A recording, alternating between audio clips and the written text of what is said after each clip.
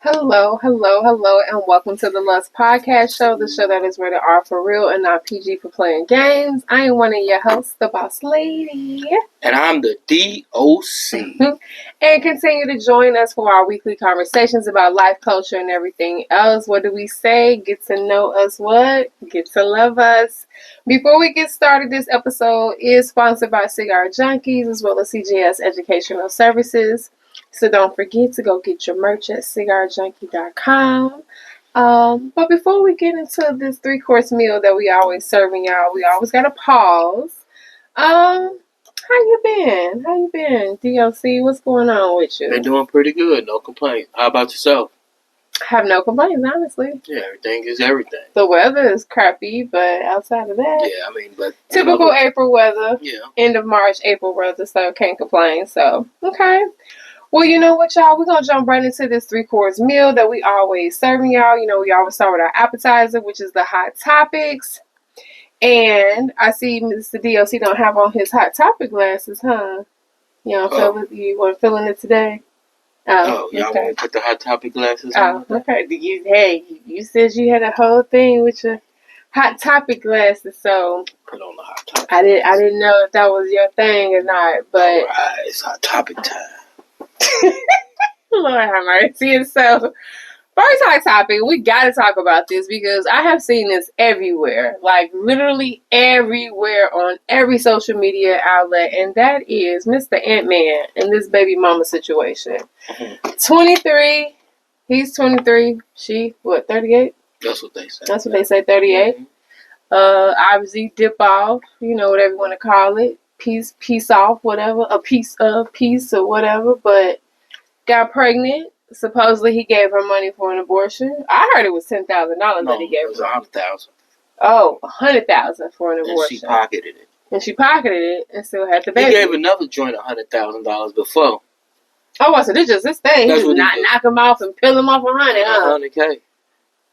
Hey, I guess it must be good to be young and have money to be able to be reckless like that. Yeah. Because ain't that kind of reckless? Super reckless. So knowingly impregnate women and...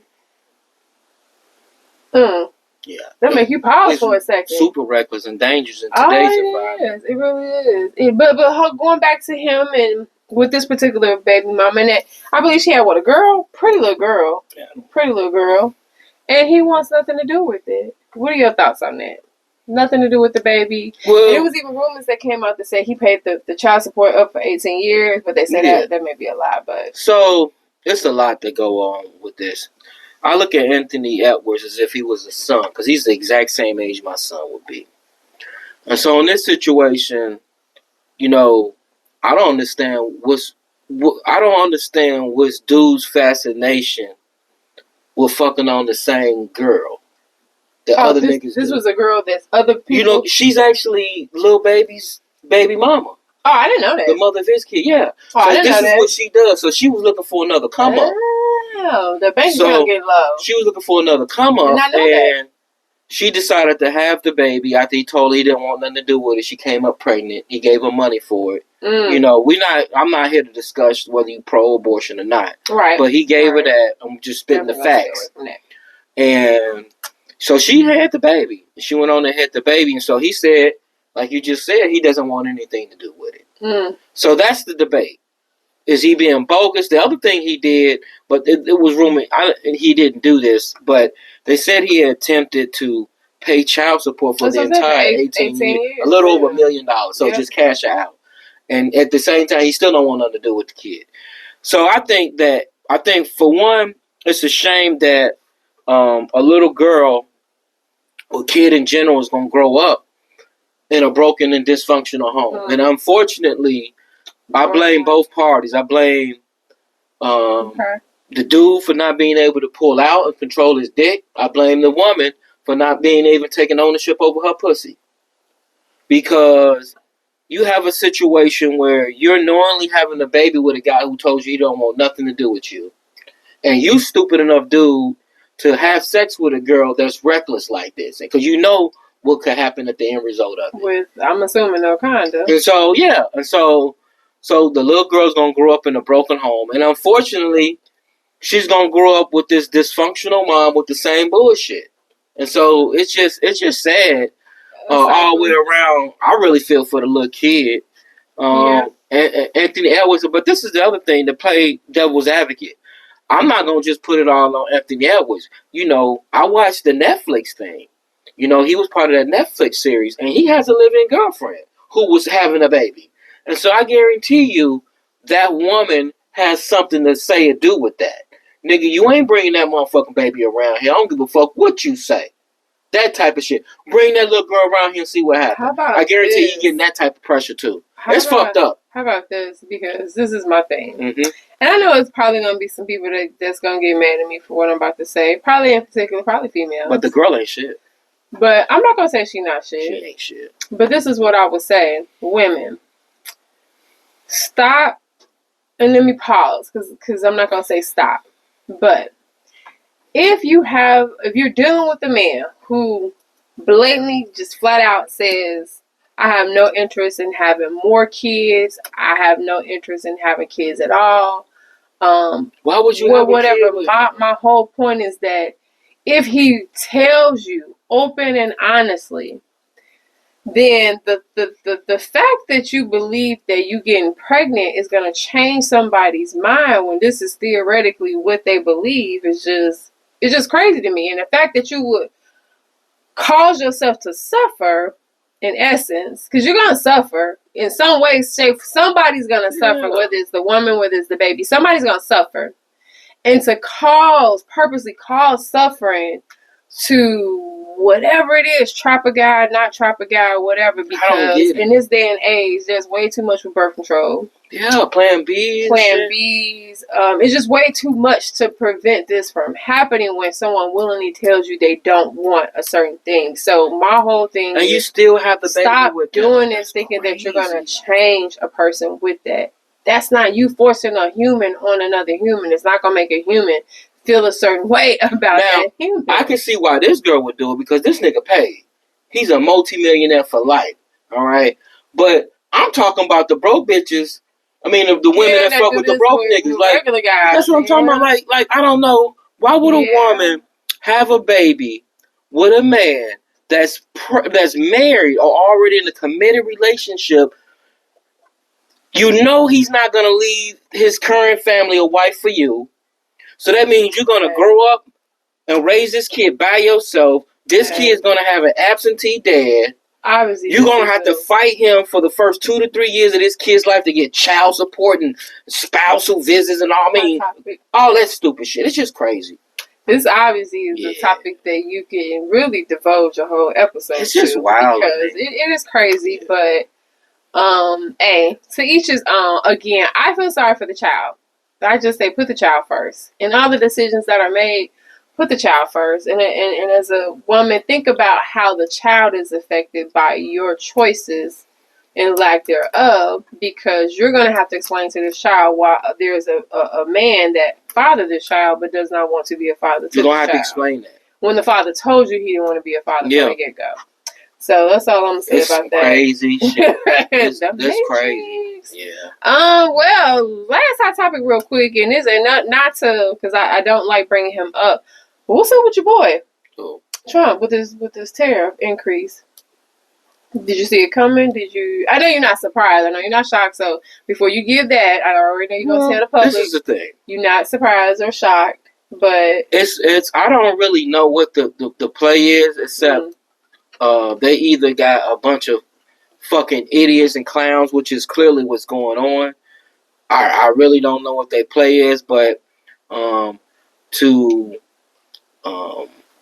cause all massive unemployment at the federal level, and then double down with this tariff shit, that's all it's going to do is cause production costs to rise, then prices rise, wages stay flat, businesses then begin to cut costs. The first thing they cut is labor, so then unemployment goes up, so now you into inflation, and then that drags into recession.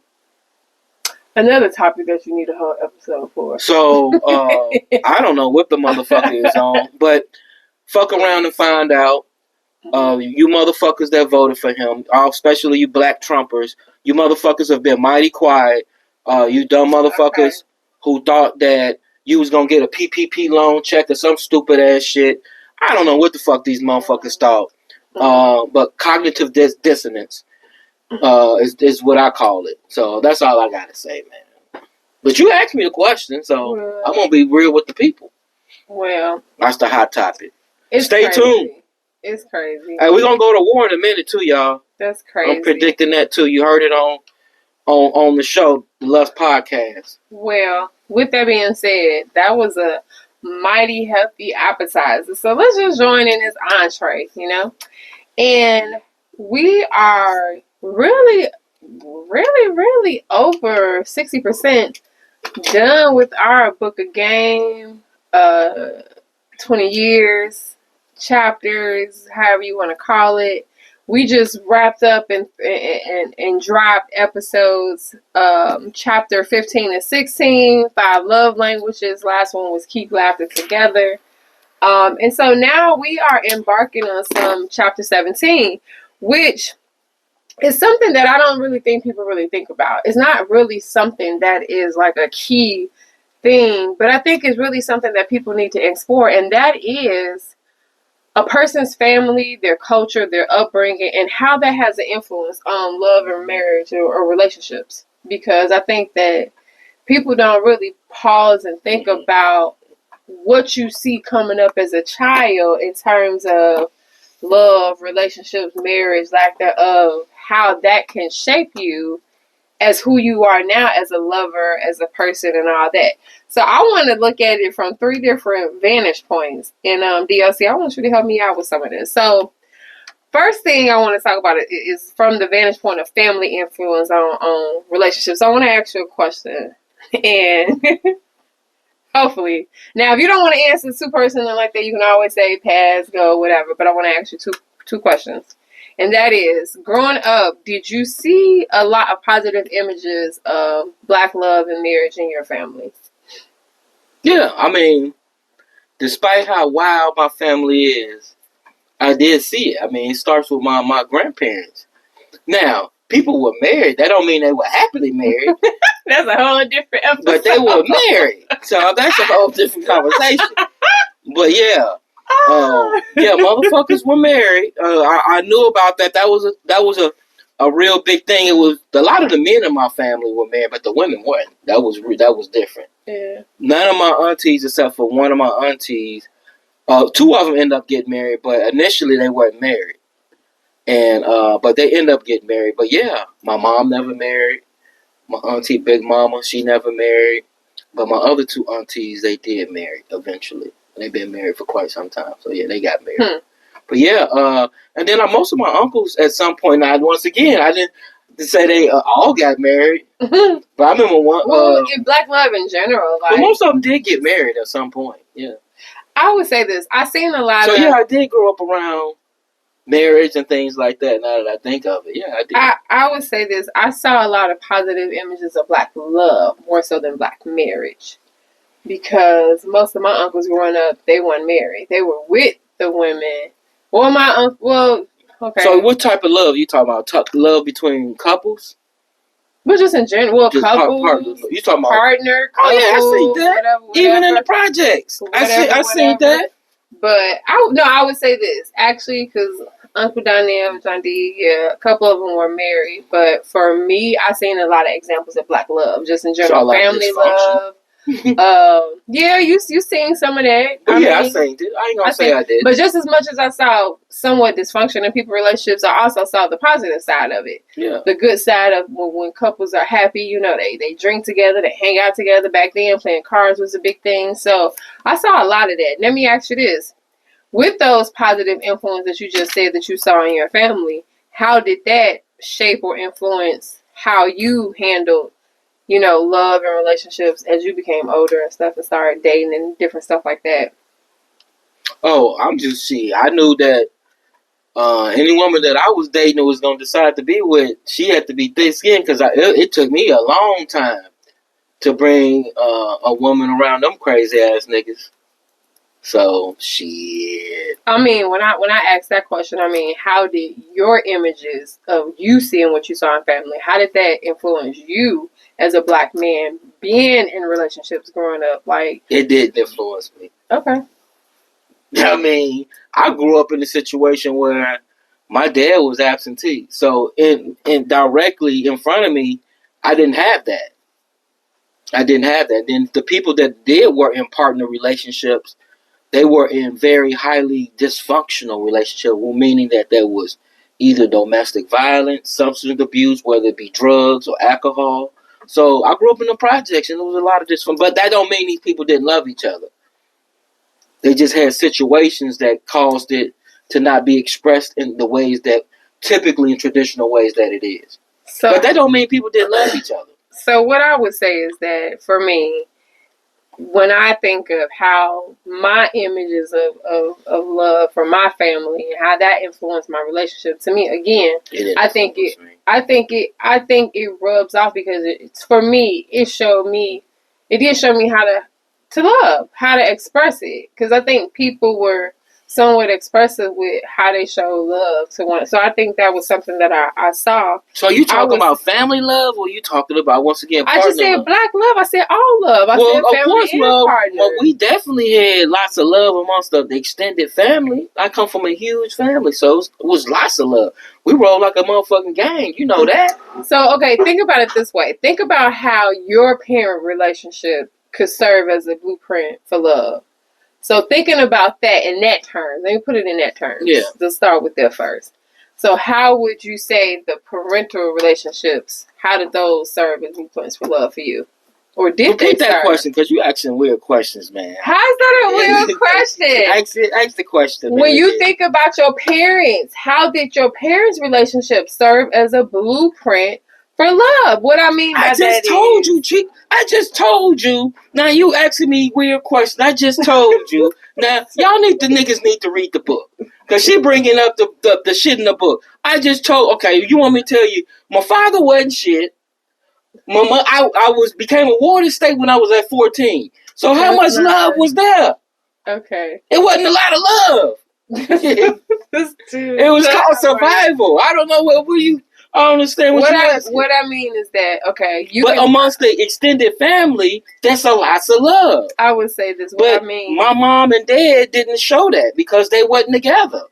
What I mean by that is, like, a person can grow up with their parents constantly arguing or whatever, and then when they get in relationships, they constantly argue with them because they don't even realize that's what they brought up. Or you could grow up seeing your parents let me tell you this. Once again, the nigga wasn't around, so there was nothing to observe. Okay? So when he was around, was bullshit. Like, let me tell you something. You want to talk about this? No, you brought it up. Let me tell you something. When we was 9 years old, our house got shot up because of my dad and the capers he was pulling. And he did. So that's the love that was going on. And I was at 9 years old. So I learned survival is what I'm getting at. Okay. I'm just keeping it real. So I learned what not to do. Okay. Well, that's something that you can say. That's still a family influence, whether it's good, bad, nay, or yay. But extended family, that was love. It still can show you what not to do, what to do, or it still could be a blueprint of what not to do. If you see your father whoop on your mom all the time, then obviously your blueprint for love when you get older is to treat a woman right, not to hit on a woman. So depending on what you see... Or you do that shit. Or you end up... I said that. Or you end up doing that. You end up directly becoming your parents, or you end up becoming the opposite of them because you don't want to be what you saw growing up. It's either one or the other. And that's it. But you still can't run from who you are. No, you truly can. If you have those issues, you have to deal with those issues. Obviously with yourself first before you jump into a relationship, because if not, both of y'all going to be dealing with them same issues helping that person. But so let me ask you this, because we talked about family influence. So I think we both can say that we both had our equal share of seeing black love within our family, as well as we've seen our share of dysfunction. I think that's a lot of families, whether you black, white, Chinese, or whatever. Let me ask you this, culture. So growing up, do you think you saw a lot of positive images on TV or in literature when you was growing up? Good examples of black love and stuff. Only thing I can really remember that comes to mind just off the top growing up as a kid was Good Times and the Cosby Show. Yeah. And, I watched the Cosbys, but I still could never really relate to them from my standpoint. Yeah, because it was kind of upper class. They were extreme upper class. Yeah, lawyer, doctor. Not saying that was bad, but I couldn't relate to them because of that situation. I just from social economic status, I definitely could see that. But I definitely can also see how they showed you. But Good Times, that resonated with me. Yeah, there was black family living in the projects, trying to figure it out literally day to day. But nonetheless, we did see more positive images of Black love. Martin, I think, Family Matters. You said the Winslow. Martin. I'm just saying Black love in general. I said positive images of Black love and marriage on TV and family. Yeah. So Martin, it was love within them. Martin and Gina loved each other. They lived with each other. They just never got married. Show. That's a good show. That was a great example of Black love within a young couple. So to me, there were a lot of examples, a lot of positive. The reason why I'm asking that is because if you fast forward and you look at now, sometimes you think about shows, especially now in the age of hip hop reality, you see a lot of mixed messages about what Black love is, especially if you look at reality TV. You think Black love is just filled with drama. Well, I'm glad you said that. And can I speak on that? You can. And go ahead. I think you make a really great point. And I think because of, and it started with Love and Hip Hop. And I stopped watching that shit years ago. Now, I ain't gonna admit, I watched maybe the first season, maybe the second. But I don't even remember Cardi B. Remember, I was like, I didn't even know who the fuck she was when she came out because I stopped watching the shit. Because the shit is highly dysfunctional. And that started this shit. And now you see it perpetrated on social media. They have really pitted men against women, black men against black women. And you see this narrative being played out every day. And it goes from both sides. You got men just going in. You got women just going in. And it's crazy. And it's like at the point, it's like, why the fuck would you even date now?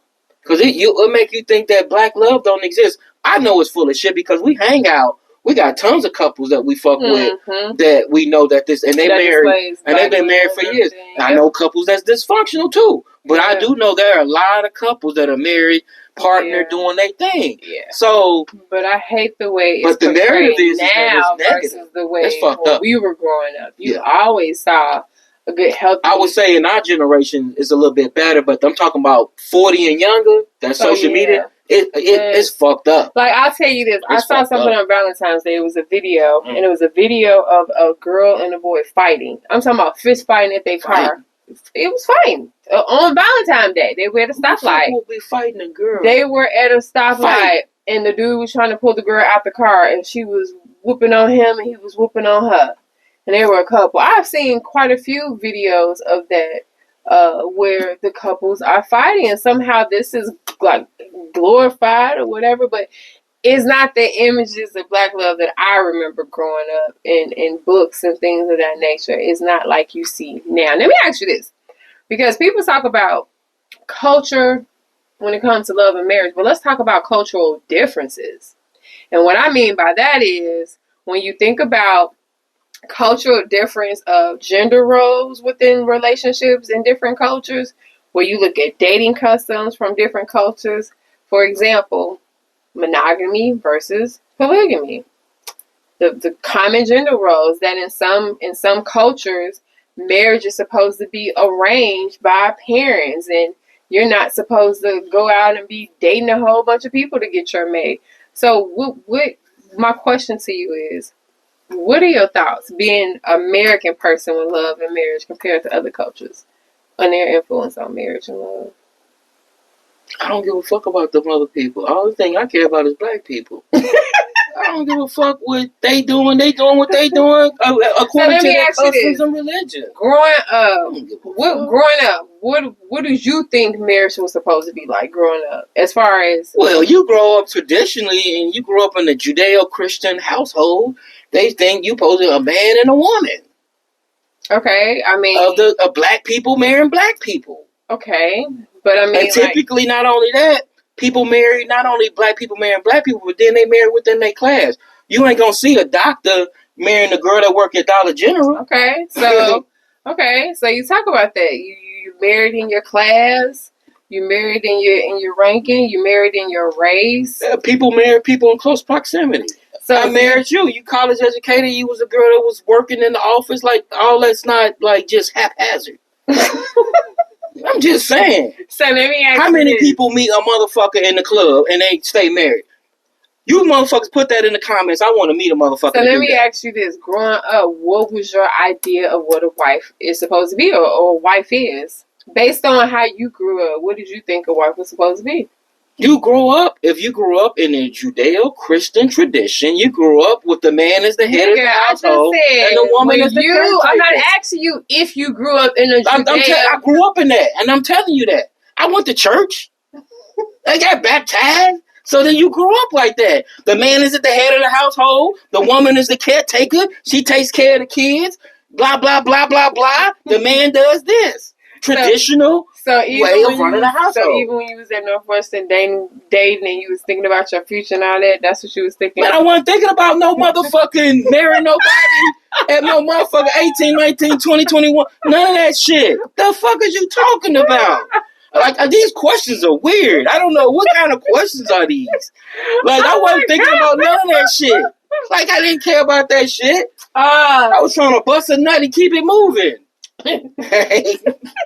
What the fuck? Hey, I'll tell you this. I remember when I was in grad school.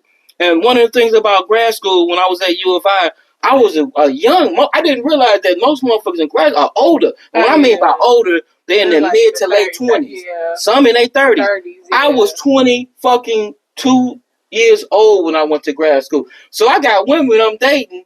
These motherfuckers 28, 29, 30, they trying to find them a future spouse. Bitch, I'm just trying to bend you over. That's it. See, differences. Yeah, man. So I definitely wasn't on no marriage till. Eventually, I figured I would get married down the line, but I wasn't thinking about that shit. Like for me, growing up, I saw my dad go to work. I saw him get paid. I saw him take his check and pay bills. I saw him take his check and give my mom money. So for me, I knew that when I did have a person that I would settle down with, I would at least want them to be able to provide, because that's what I saw. I saw my dad provide for the house. I saw him do things. But then I also saw the other side of that when I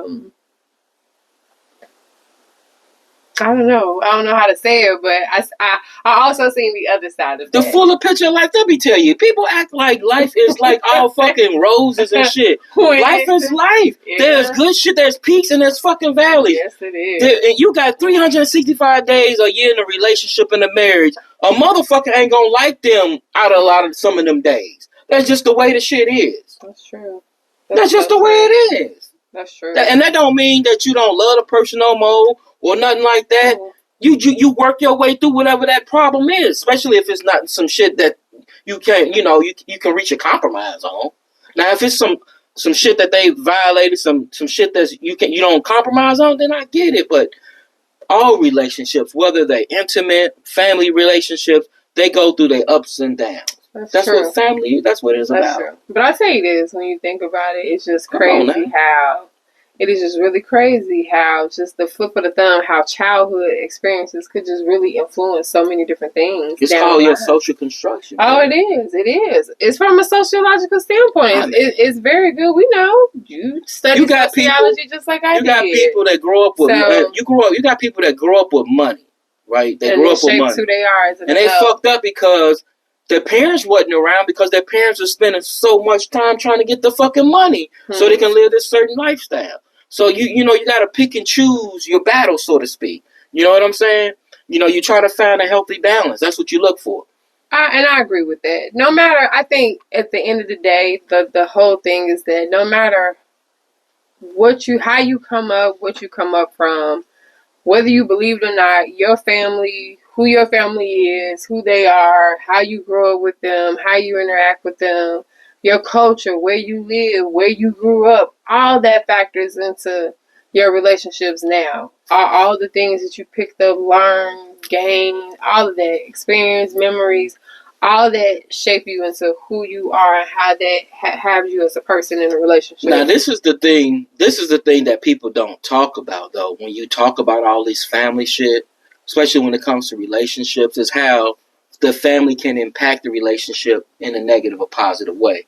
And so I look at that as external factors that you have to control, because that's true. There are families that for whatever reason they may not like your partner, your spouse, regardless, because they may be a different race, different class. They just may not like them. Yeah. So you have those influences, or you have a family they just on some nigga madness shit, and you trying to keep them away from that. You're like, I don't even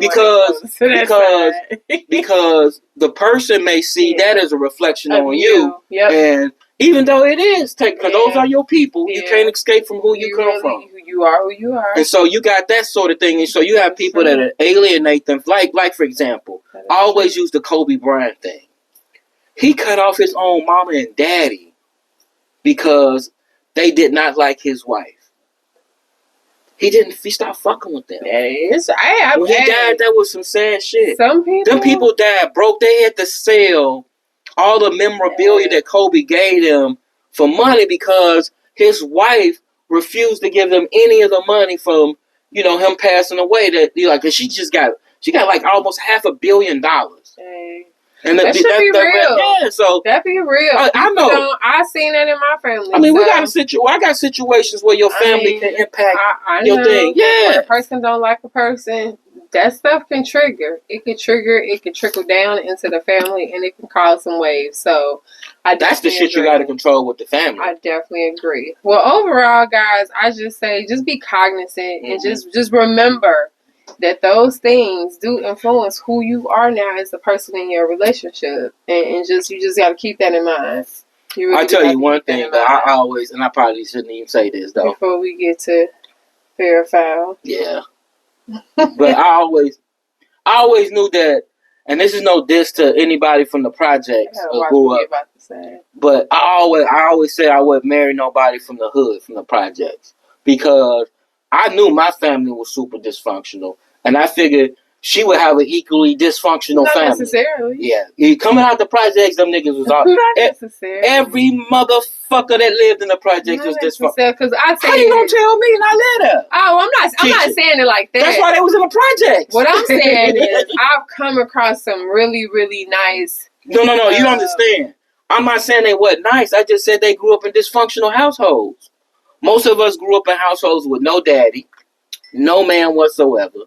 Now, think about some of them women now. So what I'm saying is, I didn't want all the extra shit. Like, once again, I said the extended family. I didn't want all that extra shit. Her brothers and them selling dope, trying to come in the crib. They getting off papers, and they need a crib place to stay. I ain't got time for that shit. Shit, that happen when you don't grow up in a project. But what I'm saying is, you don't have to grow up in a project. That's not what I'm saying. I'm saying that if it was in the project, I gotta go. It'll be guaranteed that shit gonna happen. Now, did every girl in the projects? No, I know that for a fact. I know a lot of women that came out the projects that are super sharp. That's good. But I'm just saying. And none of them girls married a nigga from the projects. Not one of them. Because they had sense. Like me. That's all I'm saying. That's deep. I ain't got time to go into that, but that's deep. Okay. For the end of that entree, that was a good note to end the entree on. Good note to end the entree on. Now, we're just going to jump into our dessert. You know how I go, fair or foul. You like it, it's fair. You don't, it's foul. Now, all of these this is the wedding edition of fair or foul. So all these are related to weddings and stuff. So first fair or foul, because this situation came up in the show I was watching. Inviting an ex to your wedding. You're getting married. Do you invite your ex? Fair or foul? You got to be a stupid motherfucker to invite your ex to the wedding. That's fucking foul. I wouldn't invite them motherfuckers to my wedding. I wouldn't. Even if you are good friends with them still. You broke up with them, but you're still cool with them. If we let an ex, the only way to, you talking about ex-wife. I wouldn't come. Ex-girlfriend, whoever. Your ex. I'm not inviting that bitch to my wedding. Like, would you have invited, well, granted, rest in peace, she passed away, but if she was alive, would you have invited her to our wedding? Hell no. I would have told her I'm getting married, though, but I wouldn't invite her. Okay. Reasonable. I wouldn't invite her. I think that's foul. Only reason why I think that, because I think it's foul. Oh. I didn't say fair. The hell, like, can you hear? No, I can't. I think it's foul, because I think if your ex show up at your wedding, it sends the wrong signal to the person you about to get married. You think they should get married? Hell no, they should get married. If I'm the person getting married to you and your ex walk through, I'm just like, hey, how did you still communicate with your ex enough to be able to still be cordial enough to invite them? So we got to unpack that. So yeah, that's just foul. How about this? Yeah, that's dumb as hell. Somebody invite you to go to a destination wedding. Is that fair or foul? Would you go? If I had the financial means, yeah. I say that's fair. If I had the money, I would go. But if I didn't have the money, I would not go broke trying to go to a destination wedding. I would not try to do that. Yeah. How about this? You participated in a wedding and the couple got divorced within the first 1 to 2 years. Do you think you get a refund? I need a refund. You get a refund. I don't want that situation like that. I want my motherfucking money back. I need something back, G. Y'all niggas bullshit, man. Y'all gotta stay married at least 24 months. God damn. Cause I tell you this. I had a situation with a homie, and this motherfucker, I'm just gonna say I caught that motherfucker in a situation, and I cussed that nigga out. Like, motherfucker, you just got married. What the fuck? Well, I said, you know what? I said, you know what? Well, give me my motherfucking money back, nigga. Because I spent money on the room, the tux, all that shit. I just tell you this. If you are invited or if you are asked by somebody to be in their wedding as a bridesmaid, as a groomman, before you say yes, it is definitely an honor. But also, I'm just putting this out there for those who don't know, it also comes with financial obligations that you are going to have money to get the hair, nails, makeup, dress, whatever, shoes, purse, whatever that bride wants to Especially in today's that vision society. You need to have money for that. You need to have money for activities. I'm just throwing this out there. So when you say yes, know that you're saying yes to a lot. So I'm glad I'm on the old end of the spectrum, so don't none of you. I don't know nobody that's getting married. Don't know. Ask none of you niggas. I hate to say that. None of you niggas ask me to be in your wedding. I'm gonna say no. Yeah, I don't think I know nobody that's getting married. I wish, but ain't none of my motherfucking cousins getting married no time soon. Last fair or foul. People not dressing up for a wedding. Is that fair or foul? Niggas don't dress up for weddings. They don't dress up for funerals. They don't dress up for shit. I ain't gonna lie. I think that's foul. I ain't gonna lie. I think it's foul to not dress up for weddings. I think it's foul to not dress up for funerals.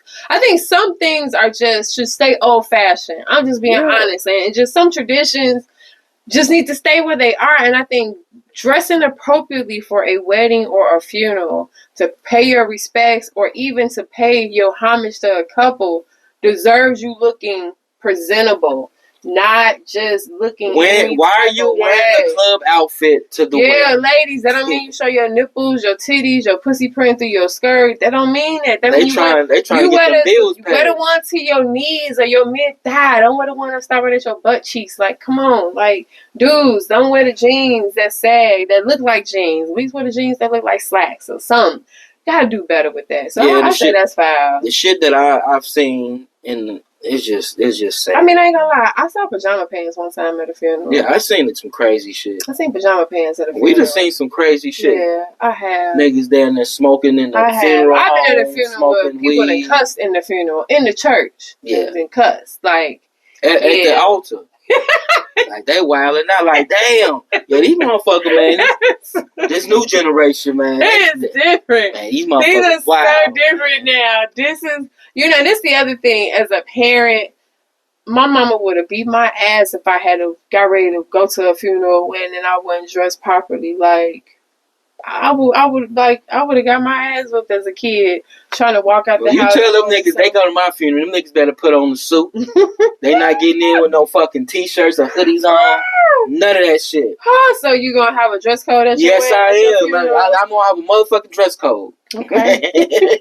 So I'm gonna have to enforce a dress code at his funeral. Goddamn right. If he came for me, I gotta enforce a dress code for his funeral. Yep. Suits only. That's it. Okay. They gotta have cummerbunds too. And cummerbunds? Nah, I ain't talking about no cummerbunds.